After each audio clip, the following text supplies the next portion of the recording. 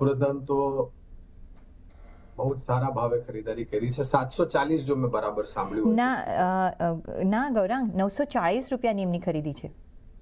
ક્ષમા કરજો, તો બી હું કહીશ કે આ સ્તરે એવરેજ કરો. જ્યારે આ સમાચાર આવ્યા, અતુલ ચક્રવર્તી જે પાર્ટ ટાઈમ ચેરમેન હતા તે સમય પર પહેલાથી જ એચડીએફસી બેંકનો શેર 52 અઠવાડિયાની નીચલી સપાટી પર હતો, 52 વીક લો પર.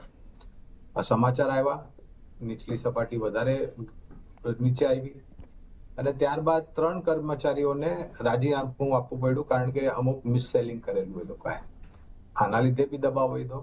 મારા ખ્યાલથી 720 740 ની આસપાસ નીચે ગયેલો અને પછી આપણે રિકવરી જોઈ રહ્યા છે. ત્યારબાદ સ્પષ્ટીકરણ બી આવ્યું.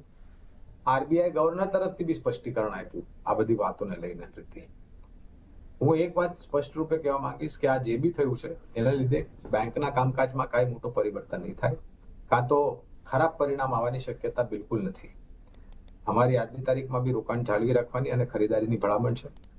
તો તમે 800 માં લીધો હોય, 900 માં લીધો હોય કે 1000 ની ઉપર લીધો હોય, હું મારી નમ્ર વિનંતી છે કે થોડી ઘણી બચત કરીને રોકાણ લાયક મોડી ભેગી કરો અને તમારું રોકાણ વધારો એચડીએફસી બેંકમાં લાંબા ગાળામાં. તો લાંબા ગાળા માટે આ એચડીએફસી બેંક તમે હોલ્ડ કરવા માંગતા હો તો એવરેજ કરો.